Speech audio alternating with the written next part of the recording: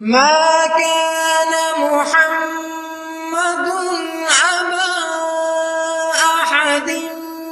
من رجالكم ولكن رسول الله وخاتم النبيين. نحمدہ ونصلی علی رسولہ الکریم وعلی عبدہ المسیح الموعود. اما بعد فاعوذ باللہ من الشیطان الرجیم بسم اللہ الرحمن الرحیم. سامعین کرام السلام علیکم ورحمۃ اللہ وبرکاتہ. خاکسار جری اللہ آپ کی خدمت میں حاضر ہے. مخالفین احمدیت ہر دور میں کوئی نہ کوئی ایسا روش اختیار کرتے ہیں جس سے وہ لوگوں کو یہ دھوکہ دیتے ہیں کہ احمدیت جو ہے وہ خود کاشتہ ہے، وہ انگریزوں نے کھڑا کیا ہے، ان کا اسلام سے کوئی تعلق نہیں ہے.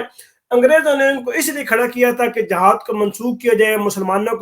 کے ساتھ لڑوایا جائے، اور اس طرح کی من گڑت اور بے بنیاد باتیں یہ عوام الناس میں پھیلا کے جماعت احمدی کے خلاف بغض و عناد پھیلاتے ہیں، اور اس سے گویا یہ سمجھتے ہیں کہ ہم نے ایسا مارکا سر انجام دیا ہے کہ اس مارکے کا کوئی جواب نہیں ہے، اس مارکے کا جناب کوئی کسی قسم کی تردید نہیں ہے. لیکن یہ بخوبی جانتے ہیں کہ یہ صرف ایک الزام ہے، اور ایسا الزام ہے کہ یہ الزام انبیاء پر بھی لگتا رہا ہے، اور سب سے افضل نبی، سب سے اعلیٰ نبی حضرت محمد مصطفیٰ صلی اللہ علیہ وسلم پر بھی یہ الزام لگا. اب گورنمنٹ آف پاکستان نے ایک ایسا اوچھات کنڈا استعمال کرتے ہوئے وائٹ پیپر شائع کیا جس میں ان کی بنیاد یہی تھی کہ مرزا غلام احمد صاحب قادیانی علیہ السلام کو انگریز نے کھڑا کیا، یا انگریز کا خود کاشتہ پودا تھے. وہ اس سے گویا یہ مراد لیتے تھے اور وہ یہی کہتے تھے اور عوام الناس کو یہی باور کرواتے تھے، اور آج بھی عوام الناس میں یہی بات مشہور ہے کہ مرزا صاحب کو انگریز نے کھڑا کیا ہے، اور بار پر یہ بات بیان کرتے ہیں. اور اس کی سب سے بڑی وہ دلیل یہ دیتے ہیں جو ان کی ہاں گویا ایسے ہے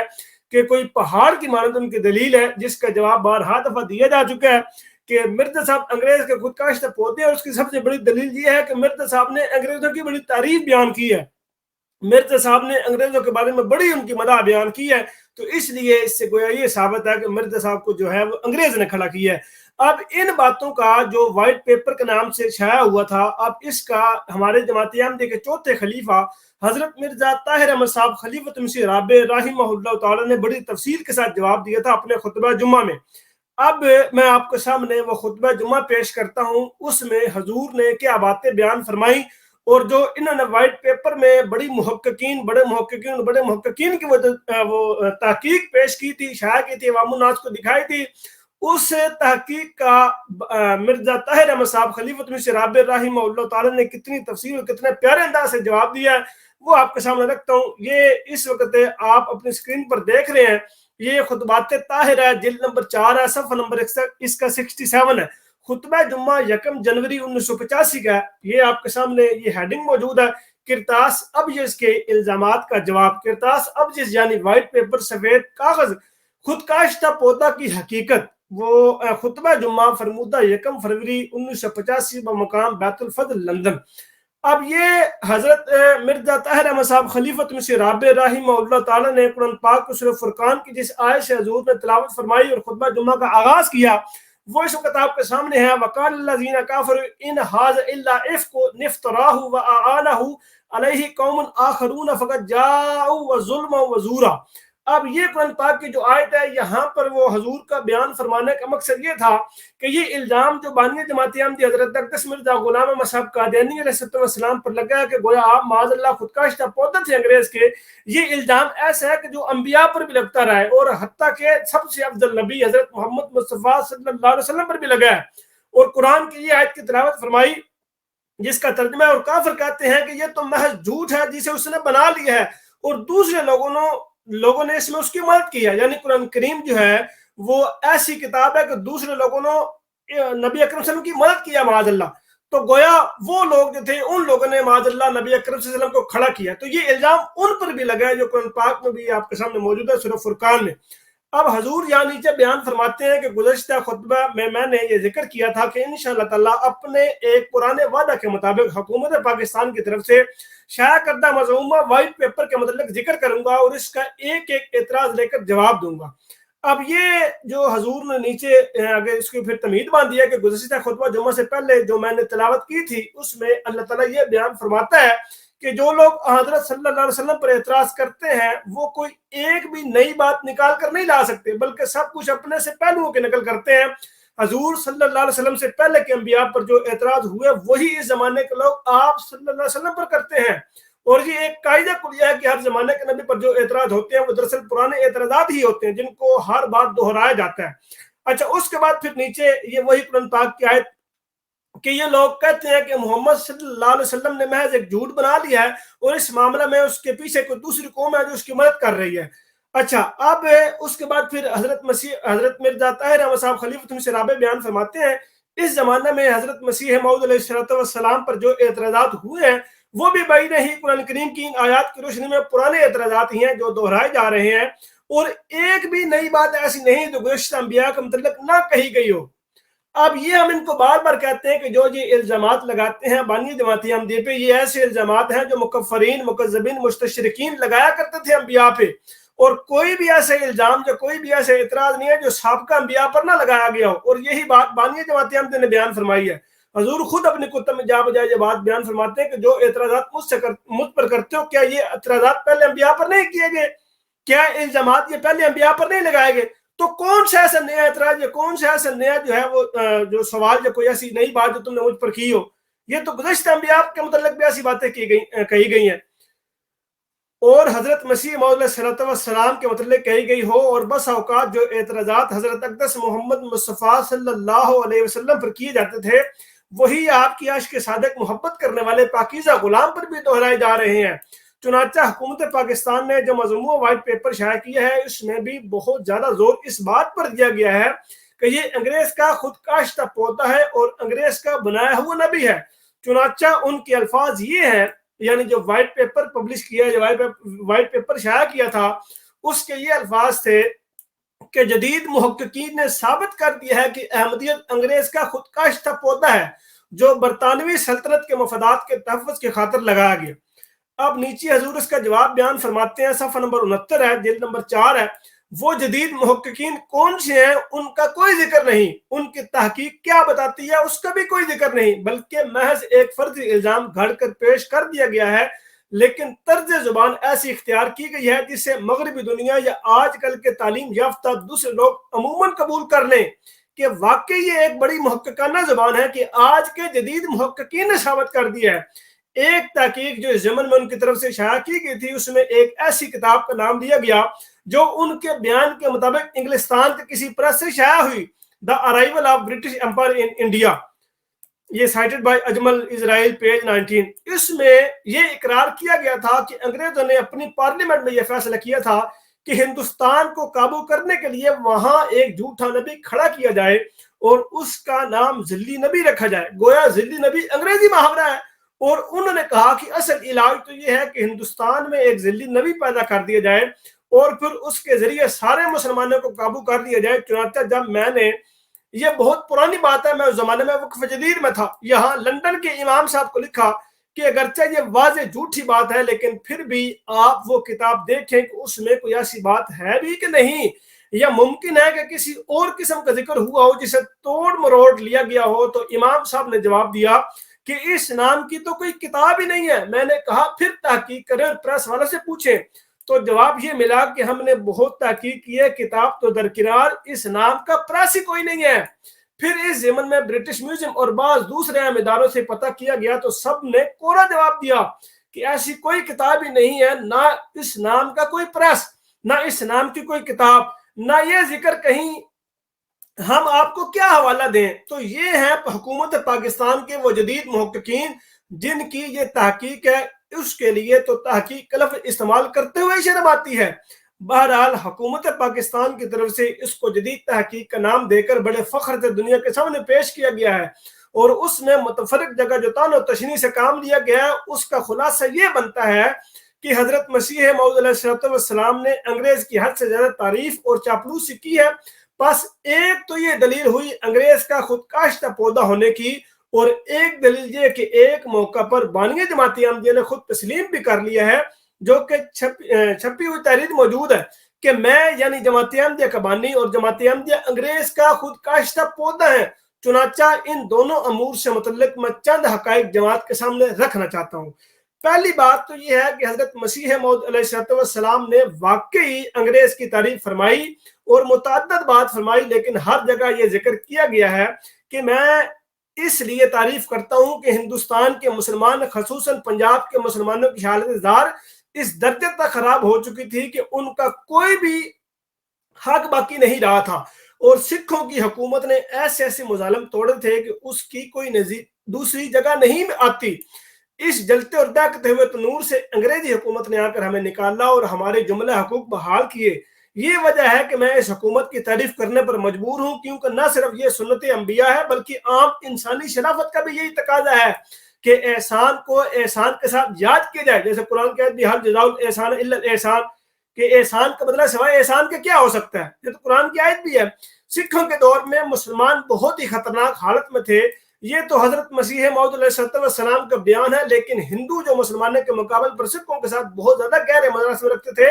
ان کے محققین نے بھی بھائی نہیں اس بات کو تسلیم کیا ہے۔ چنانچہ آج کے اس خطبہ میں نے 2 حوالے چنے ہیں، جن میں سے ایک حوالہ غیر مسلم کا اور ایک حوالہ غیر انتی مسلمان کا ہے، جس سے پتہ چلتا ہے کہ جس زمانہ میں انگریزوں نے آ کر مسلمانوں کی اس مصیبت سے نجات دی، اس وقت مسلمانوں کی کیا حالت تھی۔ تلسی رام صاحب اپنی کتاب شیر پنجاب مطبوع 1872 میں لکھتے ہیں، ابتدا میں سکھوں کا طریقہ غارت گری اور لوٹ مار کا تھا، جو ہاتھ آتا تھا لوٹ کر اپنی اپنی جماعت میں تقسیم کر لیا کرتے تھے۔ مسلمانوں سے سکھوں کو بڑی دشمنی تھی، اذان یعنی بانگ بآواز بلند نہیں ہونے دیتے تھے، مسجدوں کو اپنے تحت میں لے کر ان میں گرنتھ پڑھنا شروع کرتے اور اس کا نام موت کڑا رکھتے تھے، اور شراب خور ہوتے۔ دیکھنے والے کہتے ہیں کہ جہاں وہ پہنچتے تھے وہ کوئی برتن مٹی استعمال کسی مذہب والے کا پڑا ہوا ان کو ہاتھ آ جاتا، 5 چھتر مار کر اس پر کھانا پکا لیتے تھے، یعنی 5 جوتے اس پر مارنا اس کو پاک ہونا سمجھتے تھے۔ یعنی اگر کسی مذہب کی کوئی ان کی چیز ان کے پاس آ گئی، کوئی برتن یا کوئی چیز آتی ہے تو اس کو جوتے مار کے 5 جوتے مار کے سمجھتے تھے کہ جی اب یہ پاک ہو گیا، اب یہ پوتر ہو گئی ہے، تو اب ہم اس کو استعمال کر سکتے ہیں، اب یہ ہمارے کام کی ہے۔ یہ وہ سکھ راج والے تھے جن کے چنگل سے انگریز نے آ کر مسلمانوں کو نجات دی ہے، اور مختلف تاریخوں میں ان سے متعلق بڑی تفصیلی اور دردناک حالات ملتے ہیں۔ سوانح احمدی مولفہ محمد جعفر تھانسری میں حضرت سید احمد صاحب بریلوی، جو حضرت مسیح موعود علیہ السلام سے پہلے مجدد ہیں، کا ایک بیان شائع شدہ ہے۔ آپ فرماتے ہیں، ہم اپنے اسنا رام ملک پنجاب میں کنویں پر پانی پینے کو گئے تھے، ہم نے دیکھا کہ چند سکھوں کی عورتیں اس کنویں پر پانی بھر رہی ہیں۔ ہم لوگ دیسی زبان نہیں جانتے تھے، ہم نے اپنے منہوں پر ہاتھ رکھ کر ان کو بتلایا کہ ہم پیاسے ہیں، ہم کو پانی پلاؤ۔ تب ان عورتوں نے ادھر ادھر دیکھ کر پشتو زبان میں ہم سے کہا کہ ہم مسلمان افغان زادیاں فلانے ملک اور بستی کے رہنے والی ہیں، یہ سکھ لوگ ہم کو زبردستی لائے۔ سوانح احمدی صفحہ 24۔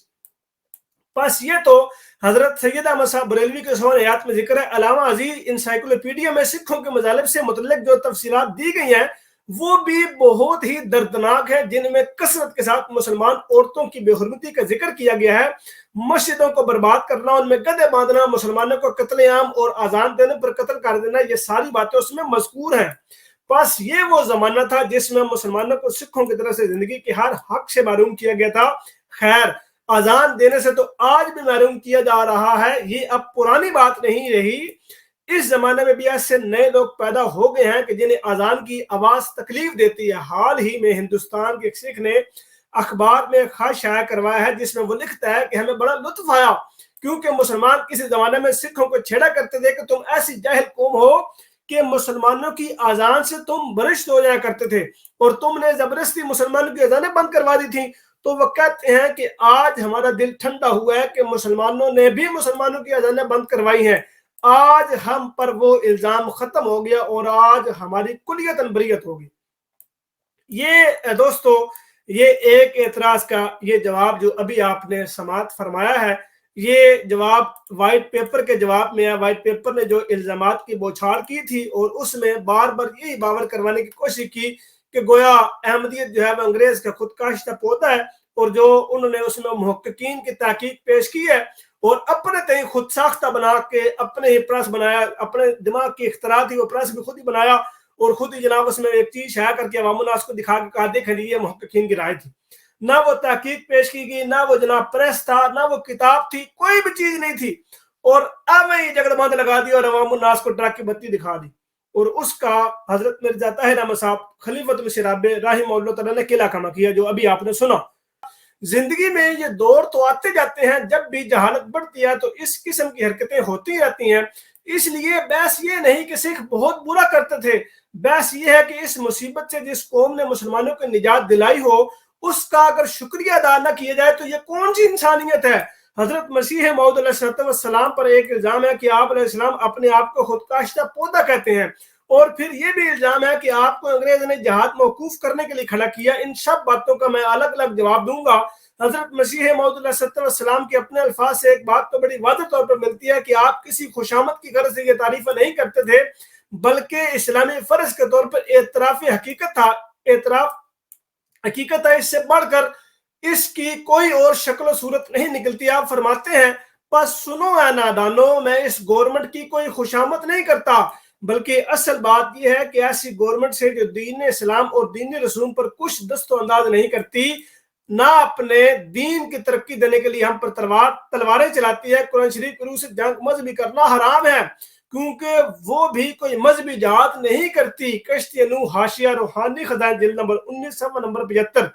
پھر فرماتے ہیں، میری طبیعت نے کبھی نہیں چاہا کہ ان متواتر خدمات کا اپنے حکام کے پاس ذکر بھی کروں، کیونکہ میں نے کسی صلہ اور انعام کی خواہش سے نہیں، بلکہ ایک حق بات کو ظاہر کرنا اپنا فرض سمجھا۔ کتاب البریہ روحانی خزائن جلد 13 صفحہ 340۔ یہ تو حضرت مسیح موعود علیہ السلام کا موقف تھا، لیکن وہ لوگ جو حضرت مسیح موعود علیہ السلام پر یہ اعتراض کرتے ہیں کہ چونکہ آپ نے انگریزوں کی تعریف کی ہے اس لیے انگریز کا ایجنٹ ہونا ثابت ہو گیا۔ اب ان کے کلمات سنیے۔ ان میں سے سب سے زیادہ اہم شخصیت جسے حکومتی رسالہ میں اچھالا گیا وہ علامہ سر محمد اقبال کی شخصیت ہے۔ آپ اس زمانہ میں انگریزوں کے متعلق کیا کہا کرتے تھے اور کیا لکھا کرتے تھے؟ اچھا، یہ علامہ محمد اقبال جس کو اس کو حکومتی رسالہ یعنی وائٹ پیپر میں اچھالا گیا اور بڑی مداح سرائی کی کہ علامہ اقبال کی کہ انہوں نے جناب بڑی مخالفت کیا، بڑا یہ لکھا، بڑا وہ لکھا، تو حضرت مرزا طاہر احمد صاحب نے انہی کا پھر حوالہ دیا ہے کہ انہی کا حوالہ دے، پھر بات پھر وہ جو ہے وہ حجت کا کام تو کرے۔ جس سے حکومتی رسالت میں اچھالا گیا وہ علامہ سر محمد اقبال کی شخصیت ہے، جس آپ اس زمانے میں انگریزوں کے متعلق کیا کہا کرتے تھے اور کیا لکھا کرتے تھے، ان کی جذبات اور خیالات کیا تھے، وہ ملاحظہ ہو۔ ملکہ وکٹوریہ کی وفات پر آپ نے ایک مرثیہ لکھا، اس میں فرماتے ہیں، ملکہ وکٹوریہ کون تھی؟ سب لوگ جانتے ہیں، میت اٹھی ہے شاہ کی تعظیم کے لیے، اقبال اڑ کے خاک سے رضا گزار ہو، صورت وہی ہے نام میں رکھا ہوا ہے کیا، دیتے ہیں نام ماہ محرم کا ہم تجھے۔ یہ تک باتیں بیان کی ہیں، یعنی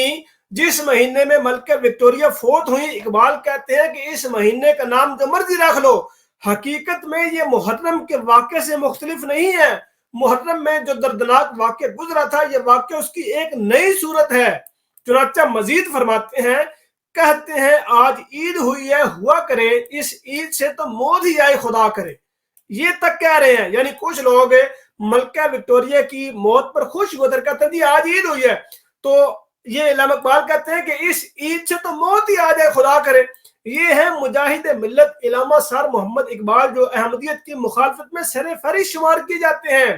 کہ جو لوگ یہ کہتے ہیں علامہ اقبال نے احمدیت کی بڑی مخالفت کی ہے، اپنی کتابوں میں، اپنے جناب رسائل میں، اپنے شعروں میں بڑے جناب مذمت کی اور بڑے اس طرح کی باتیں بیان کی ہیں، تو اس لیے حضور نے یہاں میں بیان کیا کہ یہ مجاہد ملت علامہ سر محمد اقبال جو احمدیت کی مخالفت میں سر فہرست شمار کیے جاتے ہیں، اور حضرت مسیح موعود علیہ السلام پر یہ الزام لگانے میں آگے ہیں کہ چونکہ آپ علیہ السلام انگریز کی تعریف کرتے تھے اس لیے آپ انگریز کا پوتا ہیں۔ پھر لکھتے ہیں، اے ہند تیرے سر سے اٹھا سایہ خدا، یہ تک باتیں بیان کی ہیں۔ حضرت مسیح موعود علیہ السلام پر الزام لگایا جاتا ہے کہ آپ نے انگریزوں کو سایہ خدا کہا ہے، جبکہ خود علامہ اقبال نے اس مرثیہ میں سایہ خدا کا لفظ استعمال کیا، اے ہند تیرے سر سے اٹھا سایہ خدا، ایک غم گسار تیرے مکینوں کی تھی گئی، ہلتا ہے جس سے عرش یہ رونا اسی کا ہے، زینت تھی جس سے تجھ کا جنازہ اسی کا ہے۔ یہ تک باتیں بیان کی گئی ہیں، اس طرح مداح کی ہے۔ یہ باقیات اقبال مرتبہ سید عبدالواحد معینی ایم اے آکسن شائع کردہ آئینہ ادب انارکلی لاہور بار 273 67 81 90۔ اہل حدیث اور دیوبندی فرقہ جو اس وقت جماعت احمدی کے مخالفت میں سر فہرست ہے اور آج کل حکومت کے دراصل یہی دست و بازو ہیں، ان کے چوٹی کے عالم اور بزرگ شمس العلماء مولانا نذیر احمد دہلوی، یہ نصیر نثار دہلوی جن کو شیخ الکل کہا جاتا ہے، فرماتے ہیں سارے ہندوستان کی عافیت اسی میں ہے کہ کوئی اجنبی حاکم اس پر مسلط رہے جو نہ ہندو ہو نہ مسلمان، کوئی سلاطین یورپ میں سے ہو، انگریز ہی نہیں جو بھی مرضی ہو، یورپ کا ہو صحیح، مگر خدا کی بے انتہا مہربانی اس کی مقتضی ہوئی کہ انگریز بادشاہ آئے۔ یہ تک باتیں بیان کی گئی۔ یہ انگریز کی تعریف نہیں ہے۔ اور یہ شیخ القول کون ہے؟ یہ نذیر حسین دہلوی۔ یہ کون ہے؟ یہ نذیر حسین دہلوی جناب، یہ ہیں شیخ القول، یہ مولوی ابو سعید محمد حسین بٹالوی کے استاد ہیں، جن کو شیخ القول کہا جاتا ہے۔ انہوں نے یہ بات بیان کی ہے۔ پھر فرماتے ہیں کیا گورنمنٹ جابر اور سخت گیر ہے؟ توبہ توبہ، ماں باپ سے بڑھ کر شفیق۔ ایزن صفحہ 19، یعنی یہی حوالہ ہے، اس کا صفحہ نمبر 19 ہے۔ پھر فرماتے ہیں میں اپنی معلومات کے مطابق اس وقت کے ہندوستان کے والیان ملک پر نظر ڈالتا تھا، اور برما اور نیپال اور افغانستان بلکہ فارس اور مصر اور عرب تک خیال دوڑاتا تھا۔ اس سرے سے اس سرے تک ایک متنفس سمجھ میں نہیں آتا تھا جس کو میں ہندوستان کا بادشاہ بناؤں۔ یعنی اگر میں نے خیالات میں بادشاہ بنانا ہوتا تو کس کو بناتا؟ امیدوار ان سلطنت میں سے اور اگر گروہ اس وقت موجود نہ تھا کہ میں اس کے استحقاق پر نظر کرتا، بس میرا اس وقت فیصلہ یہ تھا کہ انگریز ہی سلطنت ہندوستان کے اہل ہیں، سلطنت انہی کا حق ہے، انہی پر بحال رہنی چاہیے۔ ایزن صفحہ نمبر 26، یعنی وہی حوالہ ہے، اس کا صفحہ نمبر 26 ہے۔ ایڈیٹر رسالہ چٹان شورش کشمیری صاحب لکھتے ہیں جن لوگوں نے حوادث کے زمانے میں نسب جہاد کی تعویلوں کے علاوہ آتی اللہ و آتی رسول و اول الامر منکم کا مصداق انگریزوں کو ٹھہرایا، ان میں مشہور انشا پرداز ڈپٹی نذیر احمد کا نام بھی ہے۔ کتاب عطا اللہ شاہ بخاری صفحہ نمبر 135۔ اب سنیے مولوی محمد حسین صاحب بٹالوی کے انگریزی سلطنت کے متعلق خیالات۔ وہ لکھتے ہیں سلطنت روم ایک اسلامی بادشاہ ہے، لیکن امن عامہ اور حسن انتظام کے لحاظ سے مذہب سے قطع نظر برٹش گورنمنٹ بھی ہم مسلمانوں کے لیے کچھ کم فخر کا موجب نہیں ہے، اور خاص گروہ اہل حدیث کے لیے تو یہ سلطنت بلحاظ امن و آزادی اس وقت کی تمام اسلامی سلطنتوں روم، ایران، خراسان سے بڑھ کر فخر کا محل ہے۔ رسالہ اشاعت السنہ جلد 6 نمبر 10 صفحہ نمبر 293، 292 اور 293۔ یہ تھی کل تک ان لوگوں کی زبان۔ پھر فرماتے ہیں اس امن و آزادی، عام و حسن انتظام برٹش گورنمنٹ کی نظر سے اہل حدیث ہند اس سلطنت کو آج بس غنیمت سمجھتے ہیں، اور اس سلطنت کی رعایا ہونے کو اسلامی سلطنتوں کی رعایا ہونے سے بہتر جانتے ہیں۔ یہ بھی حوالہ رسالہ اشاعت السنہ کا جلد 6 نمبر 10 صفحہ نمبر 292-93 کا۔ یہ لوگ آج کہہ رہے ہیں کہ احمدیوں کو چونکہ اسلامی سلطنتیں پسند نہیں، اس لیے یہ انگریزی رواج میں پینے وہیں بڑھنے اور چاہتے ہیں کہ وہی حکومت ہمیشہ کے لیے رہے، لیکن خود ان کی آباء و اجداد تو کل تک یہ فرمایا کرتے تھے کہ اسلامی سلطنتوں کی رعایا ہونے سے بہتر جانتے ہیں۔ اب دیکھ لیجئے ان تحریروں میں ایسا کوئی ذکر نہیں ہے جیسا کہ حکومت کی تعریف سے متعلق حضرت مسیح موعود علیہ السلام نے وجہ بیان فرمائی ہے کہ سکھوں کے مظالم سے نجات بخشی، مذہبی آزادی دی، اس لیے ہم تعریف کرتے ہیں، مگر ان لوگوں کو تو ایسی وجوہات کے بغیر ہی انگریزی حکومت اسلامی سلطنتوں سے کل تک بہتر نظر آ رہی تھی، اور اہل حدیث جہاں کہیں وہ رہے اور جائیں، عرب میں خواہ، روم میں خواہ، اور کہیں، کسی اور ریاست کی محکوم رعایا ہونا نہیں چاہیے سوائے انگریز کے۔ یعنی دنیا میں کسی جگہ بھی وہ چلے جائیں، ان کو جو ریاست ہے، ان کو جو ان کے اعلیٰ حکام ہونے چاہیے تھے، وہ انگریز تھے، یعنی انگریز ان کے اوپر حکومت کریں، ان کو وہی چاہیے تھے۔ جہاں تک شیعوں کا تعلق ہے، وہ بھی ایسی ہی تحریریں پیش کرتے رہے۔ علامہ علی حائری کا ایک اقتباس ہے جو موضع تحریف قرآن لاہور اپریل 1923 مرتبہ محمد رضوی القمی پر درج ہے، اس میں بھی اسی مضمون کی باتیں بیان کی گئی ہیں۔ مولانا ظفر علی خان جو ایک وقت میں احرار کے ساتھ منسلک تھے اور بعد میں ان کی ملک، وطن اور اسلام کا غدار قرار دیا، وہ ایک لمبے تجربے کے بعد لکھتے ہیں مسلمان ایک لمحہ کے لیے بھی ایسی حکومت سے بدل ہونے کا خیال نہیں کر سکتے، یعنی انگریزوں سے نقل کرنے والے، یعنی انہوں نے یہ بات کی۔ اگر کوئی بدبخت مسلمان گورنمنٹ سے سرکشی کرے تو ہم ڈنکے کی چوٹ سے کہتے ہیں کہ وہ مسلمان نہیں ہے۔ کہتے ہیں کہ اگر کوئی بدبخت مسلمان گورنمنٹ سے سرکشی کرے تو ہم ڈنکے کی چوٹ سے کہتے ہیں کہ وہ مسلمان نہیں۔ یہ ہے فتویٰ کی حکومت برطانیہ کی سرکشی کرنے والا مسلمان ہی نہیں رہتا۔ پھر فرماتے ہیں اپنے بادشاہ عالم پناہ کی پیشانی کے ایک قطرے کی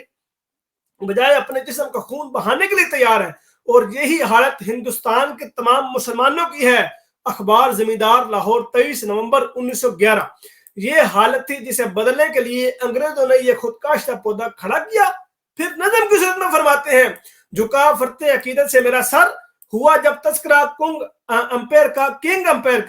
امپیریئر کا، جلالت کو ہے کیا ناز اس پر کہ شانشاہ ہے وہ بحر و بر کا، زہے قسمت جو ہو ایک گوشہ حاصل ہمیں اس کی نگاہ فیض اثر کا۔ اخبار زمیندار 19 اکتوبر سن 1911۔ پس یہ تو ہے ان لوگوں کا اپنا کردار اور ان کا ماضی جو آج احمدیت پر بڑھ بڑھ کے الزام لگا رہے ہیں، لیکن حضرت مسیح موعود علیہ السلام کو صرف یہی ضرورت نہیں تھی کہ حسن خلق کے نتیجہ میں ایک محسن حکومت کو شکریہ ادا کریں، بلکہ بعض ایسی وجوہات بھی تھیں جو خود مخالفین کی پیدا کردہ تھیں۔ ایک طرف تو یہ علماء مسلمانوں کو حضرت مسیح موعود علیہ السلام کے خلاف بھڑکاتے تھے کہ آپ انگریز کی تعریف کرتے ہیں اور جہاد کے منکر ہیں، جبکہ یہ حکومت اس لائق ہے کہ اس سے جہاد کیا جائے اور اسے ختم کیا جائے، تباہ و برباد کر دیا جائے۔ دوسری طرف انگریزوں کی تعریف میں وہ کلمات لکھ رہے تھے جو میں نے پڑھ کر سنائے ہیں، اور تیسری طرف انگریزوں کو خفیہ بھی اور شائع شدہ درخواستیں بھی پیش کر رہے تھے کہ یہ نہایت ہی خطرناک آدمی ہے کہ اس کی باتوں میں نہ آ جانا، یہ امام مہدی ہونے کا دعوے دار اور خونی مہدی ہے جو ساری انگریزی سلطنت کو تباہ کرنے کے لیے اٹھا ہے۔ اس قدر منافقت، ظلم اور جھوٹ کہ ایک طرف مسلمانوں میں یہ اعلان ہو رہا ہے کہ انگریز کا خود کاشتہ پودا ہے، اور دوسری طرف انگریز کو یہ خبریں پہنچائی جا رہی ہیں کہ یہ تو تمہاری قوم کا دشمن ہے اور تمہیں تباہ و برباد کرنے کے لیے اٹھا ہے، اس لیے اس کو ہلاک کر دو۔ چنانچہ مولوی محمد حسین صاحب بٹالوی رسالہ شرح سنت جلد 7 حاشیہ صفحہ 4 پر رقم تراز ہے، اس کے یعنی مرزا غلام احمد صاحب قادیانی دھوکہ باز ہونے پر یہ دلیل ہے کہ دل سے وہ گورنمنٹ غیر مذہب کی جان مارنے اور اس کا مال لوٹنے کو حلال اور مباح جانتا ہے۔ یہ تک باتیں لکھی ہیں، یعنی ایک طرف خود کاشتہ پودا اور دوسری طرف یہ کہا گیا، الزام لگایا گیا کہ مرزا صاحب گویا معاذ اللہ گورنمنٹ کو غیر مذہب کو جان مارنے کے، یعنی اس کو قتل کرنے اور اس کا مال لوٹنے کو حلال جناب جانتے ہیں۔ دلیل بھی کیسی کمال کی ہے کہ دل سے جانتا ہے، لہذا گورنمنٹ کو اس کا اعتبار کرنا مناسب نہیں اور اس پر حذر رہنا چاہیے، ضروری ہے، ورنہ اس مہدی قادیانی سے اس قدر نقصان پہنچنے کا احتمال ہے جو مہدی سوڈانی سے بھی نہیں پہنچا۔ یہ تھی حضرت مسیح موعود علیہ السلام کی وہ دلی تصویر جو ان کے دلوں پر روشن ہو رہی تھی۔ منشی محمد عبداللہ صاحب انگریزوں کو مخاطب کر کے حضرت مسیح موعود علیہ السلام کے خلاف متنبہ کرتے ہوئے فرماتے ہیں، ایسے ہی دیگر آیات قرآنی اپنے چیلوں کو سنا کر گورنمنٹ سے جنگ کرنے کے لیے مستعد کرنا چاہتا ہے۔ شہادت قرآنی صفحہ 20 مطبوع نصبان اسلامیہ اسٹریم پریس لاہور۔ اچھا، یہاں پر پھر حضور نے اپنی کتابوں میں اسی اعتراض کو نقل کر کے حضور نے اس کا تفصیلی جواب دیا ہے کہ میں کسی ایسے خونی مسیح اور خونی مہدی کا قائل ہی نہیں ہوں جو آ کے جنگ کو قتال کرے، میں تو ایسے کا قائل ہی نہیں ہوں۔ خونی مہدی اور خونی مسیح کا حضور نے بڑی تفصیل کے ساتھ رد کیا ہے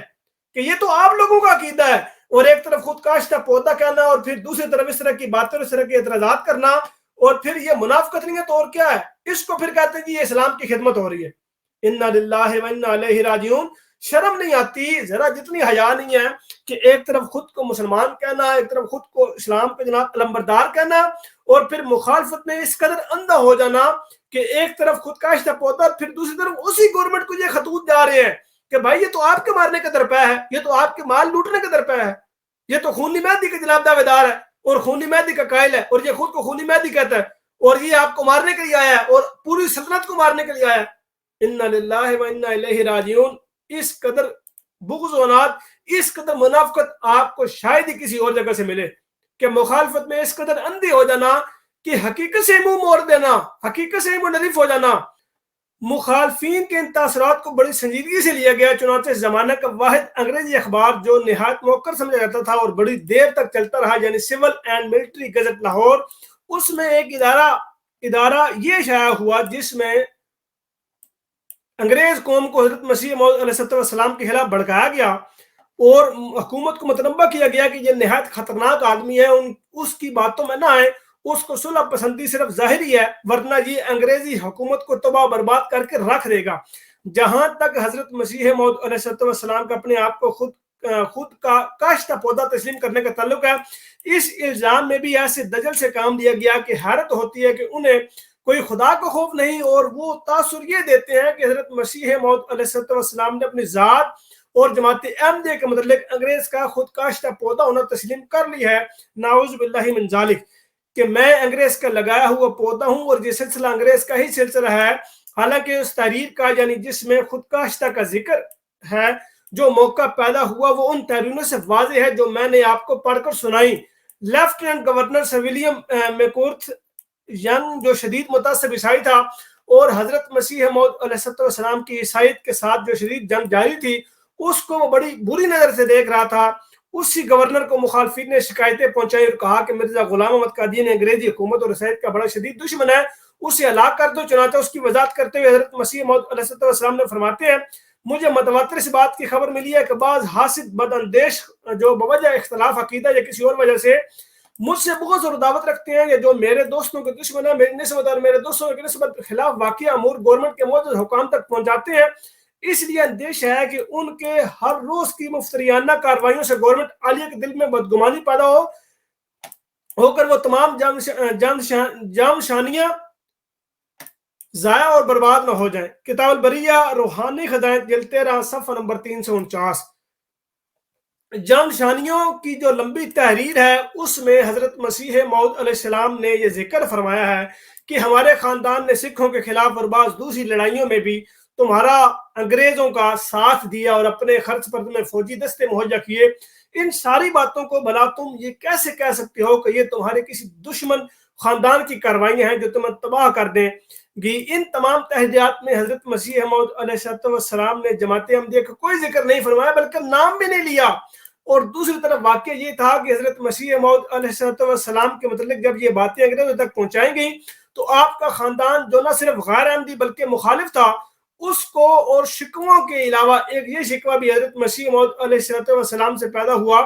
کہ آپ ہمیں مذہبی لحاظ سے بھی دنیا میں ذلیل کروا رہے ہیں کیونکہ آپ نے ایک ایسا دعویٰ کر دیا جسے ہم تسلیم نہیں کر سکتے۔ مزید برآں اس حکومت کی نگاہ میں بھی ہمیں ذلیل و خوار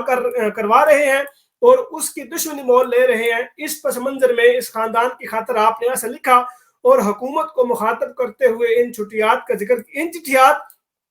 ذکر کیا جو اس خاندان کے بزرگوں کو ان کی وفاداری اور جانساری سے متعلق حکومت نے لکھی تھیں۔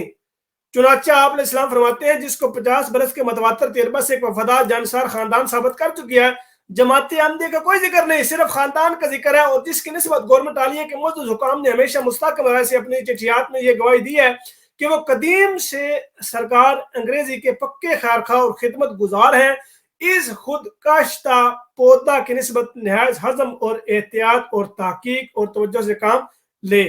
در حقیقت احمدیت کا وجود ہی حضرت مسیح موعود علیہ السلام سے شروع ہوتا ہے، اور آپ جن کی بریت فرما رہے ہیں وہ اس خاندان کے لوگ ہیں جو نہ صرف یہ کہ احمدیت سے پہلے کے ہیں بلکہ وہ سب خدمات بھی احمدیت کے آغاز سے پہلے کی ہیں اور ان کا احمدیت سے کوئی تعلق ہی نہیں تھا۔ چنانچہ خود حکومت پاکستانی اس مضمومہ وائٹ پیپر میں حضرت مسیح السلام کے خاندان مسیح السلام کے خلاف ایک دلیل یہ بھی پیش کرتی ہے کہ آپ کے قریبی رشتہ دار آپ کے شدید دشمن تھے۔ بس وہ خاندان جس کو خود کاشتہ پودا کہا گیا ہے وہ آج کل کی اصطلاح میں اہل سنت سنی تھے، ورنہ اصل اہل سنت تو خدا تعالیٰ کے فضل سے حامی ہی ہیں۔ بس اس سے نتیجہ تو یہ نکلنا چاہیے کہ حضرت مسیح موعود علیہ السلام کا سنی خاندان جس سے آپ نے قطع تعلق کر لیا، جو احمدیت کی وجہ سے آپ کا مخالف ہو گیا، وہ انگریز کا خود کاشتہ پودا تھا۔ اگر وہ تھا تو ہوتا پھر ہمیں تو اس سے کوئی فرق نہیں پڑتا۔ جماعت احمدیہ کے اس خاندان سے کیا تعلق ہے؟ جہاں تک اس خاندان کے ساتھ انگریزوں کے سلوک کا تعلق ہے وہ بھی سن لیجیے، باوجود اس کے کہ حضرت مسیح موعود علیہ السلام نے اس خاندان کی خدمات بتا کر ان کو سرٹیفکیٹس کے نتیجے میں جو انگریزی حکومت کی طرف سے جاری ہوئے اسے خود کاشتہ پودا قرار دیا۔ لیکن خود کاشتہ پودا کیسے بنا؟ کیا احسان تھا؟ حضرت مسیح موعود علیہ السلام نے اس جگہ انگریز کی کسی احسان کا ذکر نہیں فرمایا، صرف اس خاندان کی خدمات کا ذکر کیا گیا ہے۔ وہ احسان کیا تھا سوائے اس کے کچھ نہیں تھا کہ سکھ حکومت سے ان کو نجات بخشی تھی جس نے اس خاندان پر متواتر حملے کر کے اسے کمزور کر دیا تھا اور بعض دفعہ شہر بدر بھی کیا۔ چنانچہ یہ خاندان سکھوں کی وجہ سے سال تک بے وطن رہا اور پھر انگریز حکومت کے زمانے میں امن کی حالت میں یہ خاندان واپس آ کر قادیان میں آباد ہوا۔ پس یہ وہ احسان ہے جس کی وجہ سے حضرت مسیح موعود علیہ السلام اس کو خود کاشتہ پودا قرار دے رہے ہیں۔ لیکن جہاں تک اس بات کا تعلق ہے کہ نعوذ باللہ کوئی خدمات ایسی تھی جس کے نتیجے میں اس کو انعام ملنا چاہیے، اس کی کوئی حقیقت نہیں۔ بہرحال انہوں نے جو انعام دیا ہے اس کا ذکر بھی سن لیجئے۔ پنجاب کے چیفز کے متعلق انگریزی حکومت کی طرف سے شائع کردہ مشہور کتاب جو تاریخی سند ہے، اس کتاب میں حضرت مسیح موعود علیہ السلام کے اس خاندان سے انگریزوں کے سلوک سے متعلق درج ہے۔ پنجاب کے الحاق کے وقت اس خاندان کی تمام جاگیریں ضبط کر لی گئیں، کچھ بھی باقی نہیں چھوڑا سوائے چند گاؤں کے 2-3 گاؤں پر مالکانہ حقوق تھے اور مرزا غلام مرتضیٰ اور ان کے بھائیوں کے ساتھ 100 روپے کی ایک پینشن مقرر کر دی گئی۔ Chiefs of families of note in the Punjab Lahore جلد 2 صفحہ 85۔ اس میں درج نہیں، لیکن وہ بھی بات رفتہ رفتہ کام کر کے ختم کر دی گئی۔ یہ تھا انگریز کا خودکش پودا اور اس کے ساتھ انگریزوں کے تعلقات۔ سوائے اس مجبوری کے کہ سکھوں کی لڑائی کے دوران انہیں لازماً سکھوں کو کمزور کرنا تھا اور جو خاندان اپنے اپنے وطنوں سے نکلے ہوئے تھے ان کو واپس آباد کرنا تھا، اس کے سوا حضرت مسیح موعود علیہ السلام کے اس خاندان پر انگریز کا کوئی احسان نہیں۔ ہاں یہ ضرور ہے کہ انہوں نے 70 گاؤں کی جائیداد چھین لی، جس کے لیے اس خاندان کے بزرگ مقدمے لڑتے رہے اور جو کچھ رہا تھا وہ بھی ضائع کر دیا۔ حضرت مسیح موعود علیہ السلام اپنے والد صاحب کو مسلسل توجہ دلاتے رہے کہ آپ اس بات کو چھوڑ دیں اور خدا سے دل لگائیں اور اس حکومت سے کوئی توقع نہ رکھیں، اور متنبہ کیا کہ آپ کے پاس جو کچھ بھی ہے وہ بھی آپ ضائع کر دیں گے، اس لیے مقدمات چھوڑ دیں۔ لیکن آپ کے والد صاحب کو جائیداد ہاتھ سے نکل جانے کا ایسا کام تھا کہ انہوں نے آپ کی بات نہیں مانی اور نتیجہ یہ نکلا کہ بقیہ ساری جائیداد یا جو آمد پہلے سے اکٹھی کی ہوئی تھی وہ بھی انہوں نے ان مقدمات میں ہار دی، لیکن انگریز نے ایک گاؤں بھی دوبارہ واگزار نہیں کیا۔ اس کے برعکس وہ علماء جو احمدیوں پر الزام لگاتے ہیں کہ انگریز کا خودکش پودا ہے، انہوں نے جو تعریفیں جن کا میں نے ذکر کیا ہے کہ وہ بلا وجہ نہیں تھی، بلکہ ان تعریفوں کے نتیجے میں انہیں جاگیریں ملی ہیں۔ چنانچہ مولوی محمد حسین بٹالوی کو انگریز کی خوشامد کے نتیجے میں 4 مربع زمین الاٹ ہوئی۔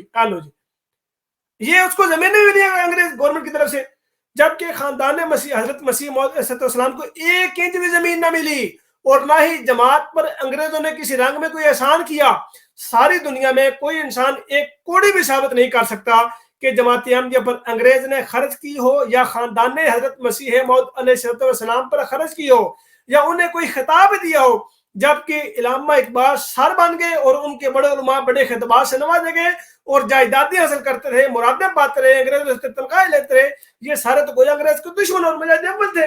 اور حضرت مسیح موعود علیہ السلام اور آپ کی جماعت جو خدا کی خاطر انتہائی قربانیاں کرتے ہوئے صرف اپنے ریسورسز اور اپنے اموال پر انحصار کر رہی ہے اور کبھی کسی حکومت سے ایک آنا بھی اس نے حاصل نہیں کیا، کیا یہ انگریز کا خودکشتہ پودا ٹھہرے؟ یعنی اس کو پلاٹ بھی مل گیا، پینشن بھی مل گئی، پیسے بھی مل گئے، خطابات بھی مل گئے، وہ خودکشتہ پودا نہیں ہے۔ جس کو اس کے برعکس کچھ بھی نہیں ملا وہ خودکشتہ پودا ہو گیا، جس نے ان کے خدا کو بھی مار دیا، جس نے ان کو دجال بھی کہا، جس نے ان کو اور بھی القواس، جس نے ان کے ساتھ مناظرے بھی کیے، مبادلے بھی کیے، پھر بھی خودکشتہ پودا ہو گیا۔ عجیب بات ہے یار، یہ عجیب سے خودکشتہ پودا ہے کہ یہ تو وہی صاحب کوئی اپنے گراتے نہیں سمجھ پہ کھینچنی، مطلب اپنے ہی جناب اپنوں کے خلاف ہو گئے۔ عجیب سی بات ہے۔ اور آج تک جماعت احمدیہ عیسیٰ علیہ السلام کی وفات کی پہلے قیامت تک رہے گی، کیونکہ قرآن نے اعلان کیا ہے ان کے بنیادی عقیدے کو توڑ دیا، ان کے بنیادی عقیدوں کو زمین منہدم کر دیا، زمین سے ملا دیا، برابر کر دیا کہ بھائی تمہارا جس کو تم خدا کہتے ہو وہ تو وفات پا گئے ہیں، اور پھر بھی جناب احمدیہ جو ہے وہ خودکشتہ پودا ہے، وہ انگریزوں نے کھڑا کیا ہے۔ عجیب انگریزوں نے کھڑا کیا ہے۔ حقیقت حال تو کبھی چھپی نہیں رہتی، اللہ تعالیٰ نے خود مخالفین ہی کی زبانوں سے ان کو اپنے فرقوں سے متعلق یہ الفاظ استعمال کروا دیے۔ حالانکہ حضرت مسیح موعود علیہ السلام کے بیان میں تو جماعت کے متعلق کوئی ذکر ہی نہیں ہے، لیکن ان لوگوں نے ایک دوسرے کے فرقوں سے متعلق یہی محاورہ استعمال کرنا شروع کیا۔ چنانچہ خدا کی طرف سے عجیب انتقام ہے کہ چٹان لاہور اپنی اشاعت 15 اکتوبر 1962 میں بریلوی کے متعلق لکھتا ہے، انگریزوں کے اول الامر ہونے کے اعلان کی اور فتویٰ دیا کہ ہندوستان دارالاسلام ہے۔ انگریز کا یہ خود کاشتہ پودا کچھ دنوں بعد ایک مذہبی تحریک بن گیا۔ یہ لو جی، آپ بتائیے کوئی شک و شبہ ہے کہ یہ ذاتی بات ہو رہی ہے، یہ ایک جماعت کی بات ہو رہی ہے؟ اس کا جواب سنیے جو ایڈیٹر صاحب طوفان نے لکھا۔ انگریزوں نے بڑی ہوشیاری اور چالاکی کے ساتھ تحریک نجدیت کا پودا، یعنی اہل حدیث جسے وہابی تحریک یا تحریک نجدیت بھی کہتے ہیں، ہندوستان میں بھی کاشت کیا اور پھر اسے اپنے ہاتھ سے ہی پروان چڑھایا۔ یہ لے 15 روزہ طوفان ملت 7 نومبر 1962۔ بس یہ تو اور خودکشتہ پودا نمودار ہو گئے۔ جہاں تک الزام تراشی کا تعلق ہے، یہ تو کوئی دلیل نہیں ہے۔ جس طرح ہمارے خلاف جب الزام تراشی کرتے ہیں تو ہم اس کو دلیل نہیں سمجھتے، اسی طرح ان کا ایک دوسرے کو خودکشتہ کہنا یہ بھی ہمارے نزدیک بیمانی ہے اور ہم اسے کچھ بھی ثابت شدہ نہیں سمجھتے۔ لیکن تاریخی واقعات کی اپنی ایک زبان ہوتی ہے، اگر وہ کچھ بولے تو وہ یقیناً سننا پڑے گا۔ دیوبندی فرقہ کے ندوۃ العلماء کے متعلق تاریخی حقائق سے ثابت ہے کہ انگریزوں نے اسے قائم کیا تھا، وہی ان کے مشاہرے دیتے رہے جن پر یہ مولوی پلے ہیں جو آج انگریز کے دشمن بلکہ مجاہد اول کہلا رہے ہیں۔ ندوۃ العلماء کی بنیاد بھی ایک انگریز ہی نے رکھی ہے، چنانچہ ندوہ ان کا اپنا رسالہ ہے، کسی غیر ندوی کا نہیں۔ اس میں درج ہے ہنز لیفٹیننٹ گورنر بہادر ممالک متحدہ نے منظور فرمایا تھا کہ دارالعلوم ندوۃ العلماء کا سنگ بنیاد اپنے ہاتھ سے رکھیں گے۔ یہ تقریب 28 نومبر 1908 کو عمل میں آئی۔ ندوہ دسمبر نصاب نمبر 11 جلد 5 صفحہ 2۔ صفحہ 4 پر عربی ایڈریس ہے، جس میں سر جان برسکاٹ کے CSIE کاندوا کا سنگ بنیاد رکھنے کی درخواست کو قبول کرنے پر شکریہ ادا کیا گیا۔ یہ حوالہ اوپر والا۔ یہ ذکر کرنے کے بعد اب اگلا حصہ قابل غور ہے۔ معلوم ہوتا ہے کہ ان کے دل میں بھی یہ چبھن پیدا ہوئی کہ مسلمان لوگ پڑھیں گے تو کیا کہیں گے کہ جس ندوہ کی بنیاد انگریز گورنر نے رکھی وہ آگے جا کے کیا بنے گا اور اس کے کیا مقاصد ہے۔ چنانچہ وہ ایک نہایت ہی خطرناک بات کیا کہ اور وہ اس سے بالکل نہیں شرمائے۔ وہ بات تو تمام مسلمانوں کے دل پر خطرناک چرکا ہے۔ ایک انگریز سے سنگ بنیاد رکھوانے کی تائید میں اس کی توجیہ پیش کرتے ہوئے کہ کیوں ایسا ہوا، فرماتے ہیں یہ پہلا ہی موقع تھا کہ ایک مذہبی درسگاہ کا سنگ بنیاد ایک غیر مذہب کے ہاتھ سے رکھا جا رہا تھا۔ مسجد نبوی کا ممبر بھی ایک نصرانی نے بنایا تھا۔ بعد میں پھر یہ اس کی تعویل بیان کی۔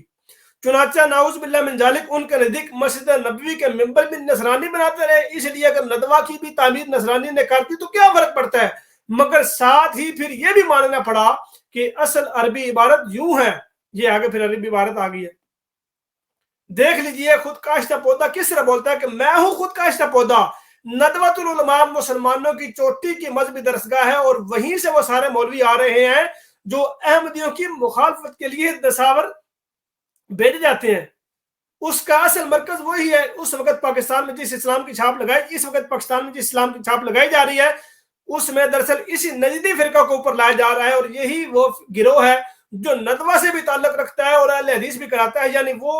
یعنی دو الگ الگ فرقے لیکن بنیادی طور پر عملاً ایک ہے۔ ندوہ جولائی 1908 جلد 5 صفحہ 1 میں یہ بات کھل کر کہی گئی ہے کہ اس کے مقاصد کیا ہیں۔ فرماتے ہیں ندوہ اگرچہ پالیٹکس سے بھی بالکل الگ ہے، لیکن چونکہ اس کا اصلی مقصد روشن خیال علماء کا پیدا کرنا ہے، اور اس قسم کے علماء کا ایک ضروری فرض یہ بھی ہے کہ گورنمنٹ کی برکات حکومت سے واقف ہوں اور ملک میں گورنمنٹ کی وفاداری کے خلاف پھیلائیں۔ یہ ہے جسے انگریزی میں کہتے ہیں cat is out of the bag, یعنی بلی تھیلے سے باہر آ گئی۔ کہ بلی تھیلے سے باہر آ گئی تو یہ ان کی حالت ہے، کیسے جھوٹ اور مکر کے ساتھ حضرت مسیح موعود علیہ السلام اور جماعت احمدیہ پر حملے کرتے ہیں، مگر اپنا اندر نہ چھپاتے ہیں جسے انہوں نے خود تسلیم کیا ہے، اور بتایا کہ مقاصد کیا ہیں، کسی نے بنیاد رکھی۔ یہ سارے ثبوت تاریخی طور پر موجود ہیں، کسی احمدی کیس میں کوئی دخل نہیں اور نہ ہی کوئی رائے قائم کرنے کی ضرورت ہے۔ یہ ایک تاریخی حقیقت ہے کہ جسے تحریک نجدیت کہا جاتا ہے، اس سے مسلسل انگریز کی حمایت حاصل رہی ہے، اور ان کے وہ معاہدے تاریخ کی کتب میں چھپے ہوئے موجود ہیں جن کی اصل تحریرات یہاں لندن کی لائبریریوں میں موجود ہیں، اور ان میں آپ ملاحظہ کر سکتے ہیں کہ انگریزوں نے باقاعدہ معاہدہ کر کے اہل حدیث کو تاریخ یعنی وہابی تاریخ اور موجودہ سعودی حکومت کے بانی کے آپس میں ایک تعلق قائم کروایا اور جہاد کی ایک موومنٹ چلوائی۔ انگریز کے خلاف نہیں، وہ ان کے سربراہ تھا، اور انہیں 5000 پاؤنڈ کی سالانہ مدد بھی دے رہا تھا۔ تو وہ جہاں کی موومنٹ کس کے خلاف چلائی تھی؟ وہ ترکی کے مسلمان حکومت کے خلاف تھی۔ اس طرح یہ تحریک نجدیت انگریز کی حمایت میں وہاں بھی نافذ کی گئی، اور پھر ہندوستان میں بھی اس کا پودا لگایا گیا، اور یہی تحریک ہے جو آج سارے پاکستان پر قابض ہونے کے خواب دیکھ رہی ہے۔ یہی تحریک ہے جو کبھی بریلویوں کو بھی انگریز کے خود کاشتہ پودا کہہ دیتی ہے، کبھی احمدیوں کو کہہ دیتی ہے، کبھی شیعوں کے پیچھے پڑ جاتی ہے، اور اسی وقت مغربی طاقتوں ہی کی ایک سازش ہے کہ تابع پاکستانی فوج کے ذریعے سے پاکستان میں ہمیشہ کے لیے مسلط کیا جا رہا ہے، اور عام سطح لوگ مسلمان سمجھ نہیں رہے کہ ان کے ساتھ کیا ہو رہا ہے۔ وہی ساری کڑیاں ہیں جو ملتی چلی جا رہی ہیں، جو کل انگریز کا پودا تھے وہ آج بھی انگریز کا پودا ہے، اور جن کا انگریز سے کل کوئی تعلق نہیں تھا آج بھی ان کا کوئی تعلق نہیں ہے۔ یہ دوستو آپ کے سامنے یہ حقائق رکھے ہیں۔ یہ لوگ ایک دوسرے کو خود کاشتہ پودا کہتے ہیں، اور ان کی اپنے مدرسوں کی بنیاد، ان کا اپنا جو ان کی بنیاد انگریزوں نے رکھی ہے، انگریزوں نے کھڑا کیا، پھر بھی یہ کہتے ہیں جی ہم انگریز کا خود کاشتہ پودا نہیں ہے، یعنی وہ، اور ہمیں یہ کہتے ہیں، ہم جو کہتے ہیں، اور اس کا کوئی ثبوت بھی نہیں ہے، کوئی دلیل بھی نہیں ہے، صرف زبانی کلامی بات ہے جن کا آپ کے سامنے تفصیل کے ساتھ جواب دیا گیا ہے، اور یہ جواب حضرت مرزا طاہر احمد صاحب خلیفۃ المسیح رابع رحمہ اللہ تعالی نے بیان فرمایا ہے۔ یہ یہاں پر ایک بات کہنے کو پڑے گی کہ قادر خدا کے کاروبار نمودار ہو گئے، کافر جو کہتے تھے وہ گرفتار ہو گئے. ہمیں الزام دیتے تھے، خود پکڑے گئے ہیں، اور آج کتابیں چھاپ رہی ہیں اور آج پمفلٹ سے رسالے چھاپ رہے ہیں کہ جناب دیوبندی اور وہابی خود کاشتہ پودا. انگریزوں نے کھڑا کیا ہے، کتابوں کا نام باقاعدہ لیتے ہیں کہ یہ کتابیں فتاوی رشیدیہ کتاب کا نام لیا کہ بھائی انگریز نے لکھوائی ہے مسلمانوں کے خلاف. دیوبند کو کھڑا کیا انگریزوں نے مسلمانوں کے خلاف، وہابیوں کو کھڑا کیا انگریزوں نے مسلمانوں کے خلاف کہ مسلمانوں سے لڑوائیں. انشاءاللہ میں اس کے اوپر ایک تفصیل پروگرام لائیو کروں گا جس میں میں کتاب سے حوالے پیش کروں گا کہ دیوبندیوں کو اور وہابیوں کو کس طرح سے انگریز کا خود کاشتہ پودا کہا گیا ہے، اور باقاعدہ کتاب ہی اسی موضوع پہ ہے. اور پھر ان کی کتابوں سے تحریرات اور ان کتابوں سے اقتباسات پیش کیے گئے ہیں کہ بھائی یہ ان میں حوالے ہیں، یہ ان میں باتیں، اور یہ ان کی جناب خود کاشتہ پودا ہونے کی دلیل ہے، یہ ان کے ثبوت ہے. اور یہ بریلوی کہہ رہے ہیں اور اس کے اوپر بڑے جناب ڈٹائی کے ساتھ یہ باتیں بیان کر رہے ہیں، اور اس میں ساتھ احمدیت کی مخالفت کر رہی تھی، ساتھ وہ احمدیت کی تبلیغ اور جناب ترقی کی بات کر رہے ہیں کہ بانیہ جماعتی احمدیہ مرزا غلام احمد صاحب قادیانی علیہ السلام کا مقام و مرتبہ اتنا تھا کہ پیر میرے وہ ثناء اللہ مرسلی صاحب یہ کہا کرتے تھے کہ میں مرزا صاحب کا وضو کروانا باعث سعادت سمجھتا ہوں. اس قدر مقام اور مرتبہ تھا مرزا غلام احمد صاحب قادیانی کا بے شک وہ ان کی وہ دعوے سے پہلے. اس قدر لوگ ان کے معتقد تھے، اس قدر لوگ ان کے جناب وہ ان کے گرویدے تھے، لیکن جب دعویٰ کیے ساتھ مخالف ہو گئے. آگے پس پاکستان کے عوام کو یہ سمجھانے کی ضرورت ہے کہ جماعت احمدیہ کی حیثیت کیا ہے، اس کو دیکھیں تو صحیح. اگر آپ یک طرفہ جھوٹے الزامات کو تسلیم کریں گے تو پھر انہوں نے تو کسی کو بھی نہیں چھوڑا. اگر صرف تاریخی حقائق تک محدود رہے تو تاریخی حقائق واضح طور پر کھلے الفاظ میں یہ بتا رہے ہیں کہ اگر آج دنیا میں کوئی انگریز کا خود کاشتہ پودا ہے تو وہ دیوبندی اور اہل حدیث ہیں، یعنی اہل حدیث کا وہ فرقہ جو نجدی حکومت کے قیام میں ان کے ساتھ ملوث تھا، جسے وہابی بھی کہتے ہیں. یہ فرقہ انگریز سے مدد اور تقویت پا کر ایک حکومت قائم کرنے میں کامیاب ہوا، اور یہ تاریخی حقائق ہے. میرے نزدیک اس کے باوجود مذہبی نقطہ نگاہ سے انہیں انگریز کا پودا کہنا غیر معقول اور غیر منصفانہ حرکت ہے. اس لیے ان حقائق کے باوجود میں ان کو انگریز کا پودا نہیں کہتا. وجہ یہ ہے کہ یہ آزاد مذہبی تاریخ تھی، اس سے استفادہ کر کے ایک حکومت قائم کی گئی جو انگریز کے تابع تھی. اس معاہدے میں یہ بات شامل تھی کہ آئندہ سے تمہاری فارن پالیسی آزاد نہیں ہوگی بلکہ تم 100% ہماری فارن پالیسی کے غلام رہو گے، اور اندرونی طور پر تم ان باتوں میں آزاد ہو. اس کے نتیجے میں ہم تمہیں اتنی رائفلیں دیں گے اور اتنے 1000 پاؤنڈ دیں گے، اور یہ تمہارے حقوق ہیں، یہ ہمارے حقوق ہیں. بس یہ لوگ جلد بازی سے جو نواجب حرکتیں ہیں ہمیں نہیں کرنی چاہیے، بلکہ جواب میں بھی انصاف سے کام لینے چاہیے. اس لیے میرے نزدیک فرقہ کے لحاظ سے خواہ یہ اپنے منہ سے تسلیم بھی کریں، دوسری قومیں اس طرح فرقوں کی بنیاد نہیں ڈالا کرتی ہیں، اس کو اپنی ایک آزاد تاریخ ہے. مولانا محمد عبد الوہاب صاحب نے شرک کے خلاف جہاد شروع کیا اور پھر اس پر زور دیتے دیتے دوسری انتہا تک بھی پہنچ گئے. لیکن تحریک وہابیت کو جب یہ دوسرے لوگ اس وجہ سے انگریز کا خود کاشتہ پودا کہتے ہیں کہ ان کو ایک تاریخی دور میں بھی انگریزوں کی حمایت حاصل رہی ہے، اور یہ درست نہیں ہے. مذہبی نقطہ نگاہ سے یہ آزاد ہے، مگر انگریزوں نے اس سے استفادہ ضرور کیا ہے اور آج بھی کر رہا ہے، کل بھی کر رہا تھا. کانگریس کے دوران ہندو بھی ان سے استفادہ کرتے رہے، لہٰذا یہ لوگ ان کے اعلی کار ضرور بنے ہیں اور اب بھی بن رہے ہیں. وہی سازشیں وہی لوگ ہیں جو دوسروں کے اعلی کار بن جایا کرتے ہیں. لیکن یہ کہ مذہبی عقیدہ کی بنیاد انگریز نے ڈالی، یہ غلط ہے. اب دیکھیں یہاں پر جو ایک دوسرے کے اوپر الزام لگاتے ہیں اور کہتے ہیں جی یہ جو وہابی اہل حدیث ہے، نجدیت ہے، یہ انگریز کا خود کاشتہ پودا انگریز نے اس کی بنیاد ڈالی ہے. حضور اس کی تردید کر رہے ہیں. یہ ہوتا ہے انصاف، منصفانہ طریق کہ وہ ایک دوسرے کو کہتے رہے ہیں اور ثبوت بھی دے رہے ہیں، لیکن حضور نے بہترین طریقے اختیار کرتے ہوئے کہ اگر وہ ہمیں کہیں تو کہ ہم ان کو کہنا شروع کر دیں، نہیں، بلکہ جو ان کے اوپر الزام لگتا ہے اس کی بھی تردید کر رہے ہیں کہ نہیں بھائی عقیدے کی بنیاد انگریزوں نے ڈالی، کہ جو ان کے عقائد نظریات ہے کیا وہ انگریزوں نے ڈالے ہیں؟ قطعی نہیں. تو یہ انگریزوں کا خود کاشتہ پودا نہیں ہے. حضور یہاں پہ اس کی تردید بیان فرما رہے ہیں، لیکن چونکہ یہ تعصب میں بیچارے ڈوبے ہوئے ہیں، ان لوگوں کو وہ سچائی سے کوئی لینا دینا نہیں ہے، سچائی سے کوئی سروکار نہیں ہے، اس لیے بیچارے یہ اس طرح کی باتیں کر کے جماعتیاں خود کاشتہ پودا کرتے ہیں. اب دیکھ رہے یہ ہے کہ اگر یہ باتیں درست ہیں کہ حضرت مسیح موعود علیہ السلام نے واقعی اپنے خاندان کو انگریز کا خود کاشتہ پودا کہا تھا، احمدیت کو نہیں کہا تھا، تو اس کا کیا ثبوت ہے؟ کیونکہ بعض لوگ کہتے ہیں کہ خود کاشتہ پودا کا حوالہ موجود ہے، تم کہتے ہو خاندان کی بات ہو رہی تھی، ہم یہ سمجھتے ہیں کہ خاندان جماعت احمدیہ اور آپ خود سارے اس میں شامل تھے. اس لیے کوئی قطعی ثبوت ہونا چاہیے کہ جماعت احمدیہ کس کی ہاتھ کا لگایا ہوا پودا ہے۔ حضرت مسیح موعود علیہ السلام کیا اعتراف کرتے ہیں، وہ تحریریں آپ کو پڑھ کر سناتا ہوں۔ فرماتے ہیں دنیا مجھ کو نہیں پہچانتی لیکن وہ مجھے جانتا ہے جسے مجھے بھیجا۔ یہ ان لوگوں کی غلطی ہے اور سراسر بدقسمتی ہے کہ میری تباہی چاہتے ہیں۔ میں وہ درخت ہوں جس کو مالک حقیقی نے اپنے ہاتھ سے لگایا۔ کس کی بات ہے؟ خدا کی۔ اے لوگوں تم یقیناً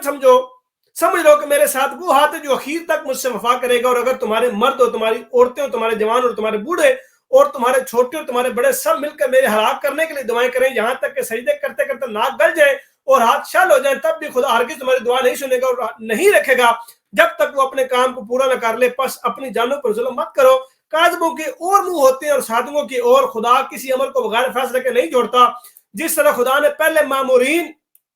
اور مکذبین میں آخر ایک دن فیصلہ کر دیا، اسی طرح وہ اس وقت بھی فیصلہ کرے گا۔ خدا کے مامورین کے آنے کے لیے بھی ایک موسم ہوتے ہیں اور پھر جانے کے لیے بھی ایک موسم۔ پس یقیناً سمجھو کہ میں نہ بے موسم آیا ہوں نہ میں بے موسم جاؤں گا۔ خدا سے مت لڑو، یہ تمہارا کام نہیں کہ مجھے تباہ کر دو۔ تحفہ گولڈیا روحانی خزانہ 17 صفحہ نمبر 49 اور 50۔ اور یہی تحریر، یہی اقتباس اس سے ملتا جلتا صفحہ نمبر 400 پر بھی ہے کہ تمہارے جوان، تمہارے بڈھے، تمہارے جوان یہ سارے میرے مطلب دعائیں کریں تو وہ دعائیں ان کے منہ پر پلٹیں گی۔ اچھا، چنانچہ چونکہ وقت زیادہ ہو رہا ہے اس لیے اس مضمون کا دوسرے حصہ انشاءاللہ تعالیٰ اگلے خطبہ میں بیان کروں گا۔ بہت سے حوالے میں نے چھوڑ دیے ہیں لیکن اس کے باوجود یہ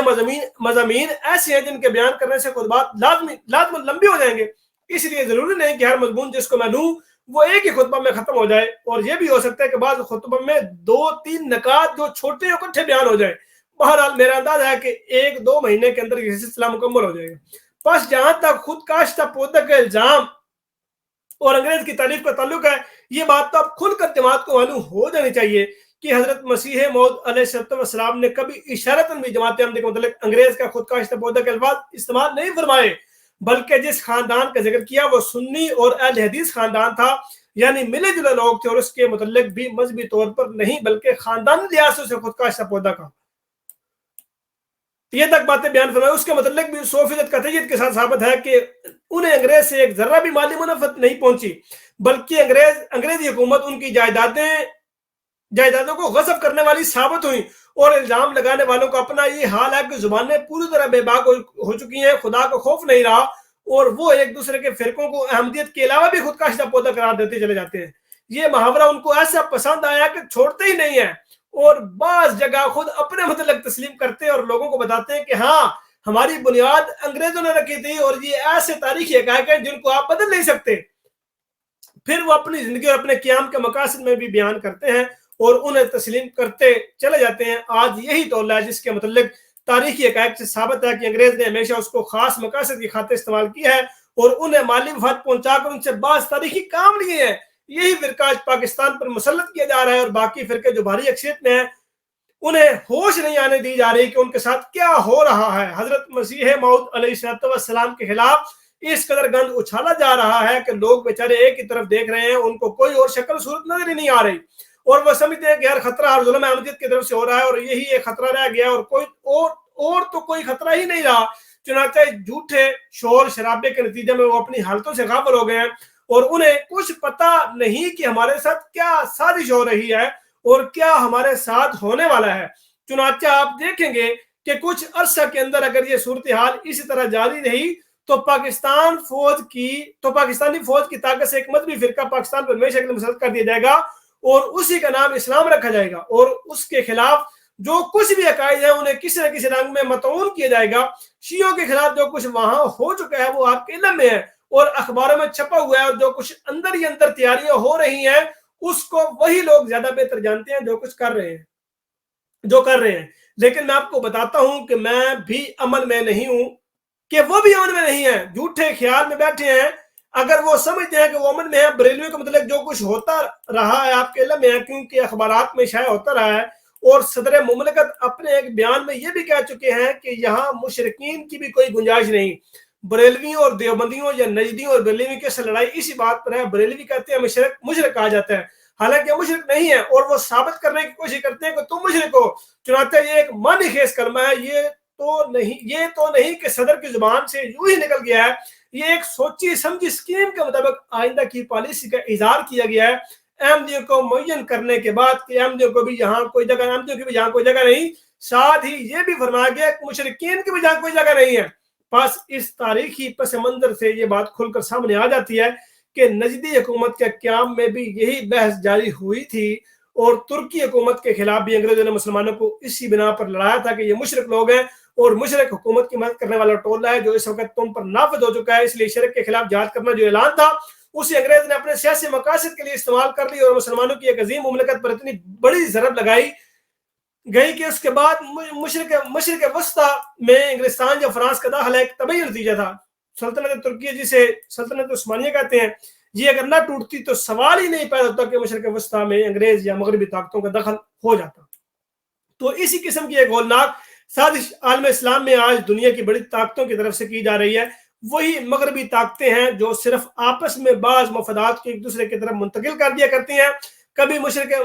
وسطی کو انگریز سنبھال لیتا ہے، کبھی امریکہ سنبھال لیتا ہے، اور کبھی کسی اور ملک کے ذریعے سے یہ چالیں چلی جاتی ہیں، لیکن بنیادی مفادات ان سب کے مشترکہ ہیں۔ بس وہی اہل حدیث اور دیوبندی فرقہ کے لوگ جنہیں پہلے استعمال کیا گیا تھا انہیں آج بھی استعمال کیا جا رہا ہے، لیکن ہمارا تو ایک خدا ہے جس پر ہمارا کامل انحصار ہے، جس نے ہمیں کبھی نہیں چھوڑا، جس کے متعلق حضرت مسیح موعود علیہ السلام فرماتے ہیں کہ اس نے وفا کے ہاتھ سے میری مدد کی ہے اور وہ وفا کا ہاتھ مجھے کبھی نہیں چھوڑے گا۔ لیکن ان لوگوں کا کیا بنے گا جو سادگی اور لازمی میں عمدی میں پاگل کر دیے گئے ہیں اور ان کو ہوش نہیں رہی کہ اصل حملہ خود ان پر ہو رہا ہے، ان کی حفاظت کی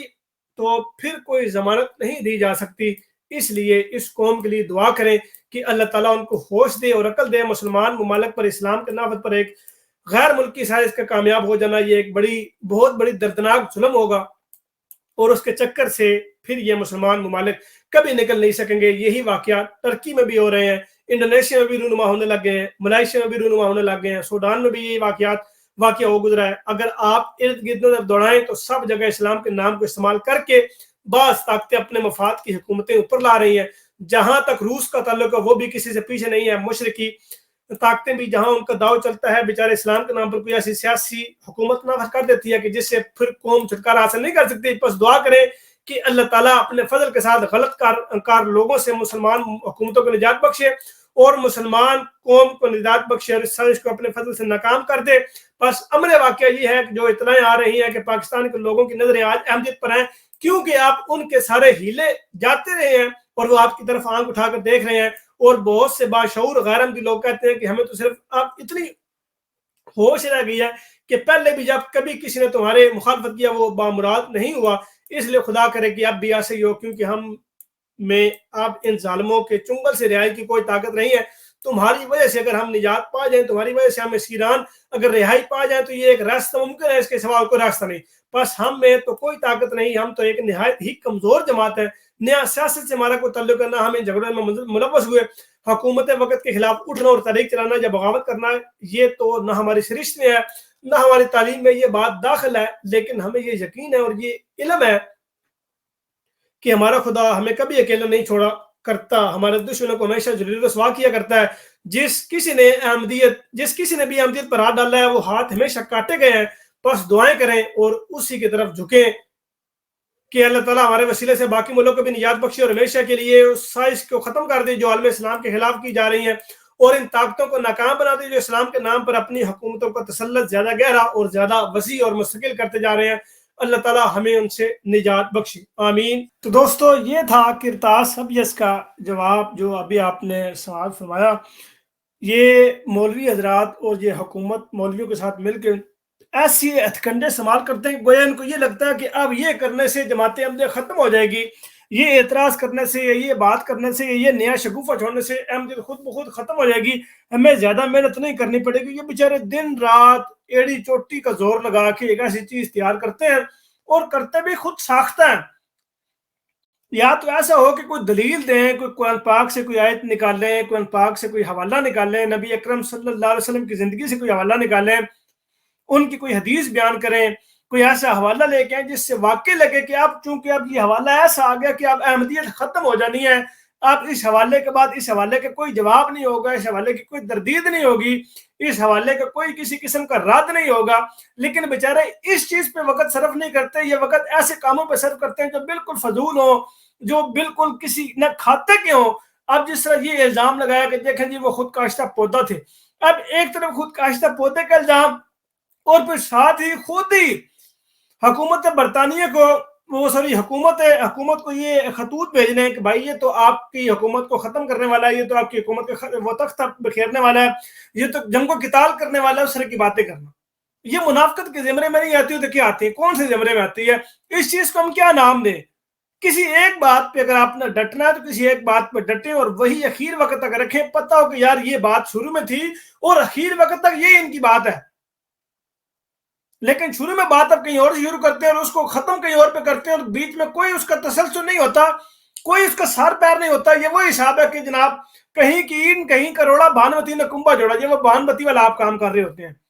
کم سے کم سر پیر تو اس کا جوڑا کریں، یا کوئی ایسی باتیں کیا کریں، یا کوئی ایسی الزامات اگر آپ نے لگانے ہیں تو اس میں کوئی کسی نہ کسی قسم کی کوئی صداقت ہو، کوئی دلیل تو آپ کے پاس ہو۔ کوئی دلیل نہیں ہے، کوئی ثبوت نہیں ہے، کوئی حوالہ نہیں ہے، کوئی براہین نہیں ہے، کوئی کسی قسم کی قرآن کی آیت نہیں ہے، نبی اکرم صلی اللہ علیہ وسلم کا فرمان نہیں ہے، اپنے طرف سے شکوفے چھوڑتے جا رہے ہیں۔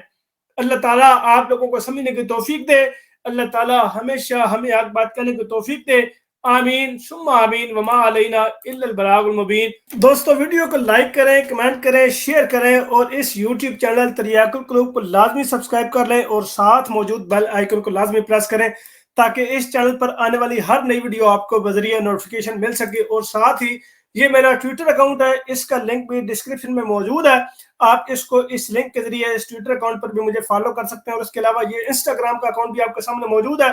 اس کا لنک بھی ڈسکرپشن میں موجود ہے۔ اگر آپ انسٹاگرام پر مجھے فالو کرنا چاہیں تو وہاں سے لنک کے ذریعے آپ انسٹاگرام پر آ سکتے ہیں۔ جزاکم اللہ خیر، السلام علیکم و رحمۃ اللہ۔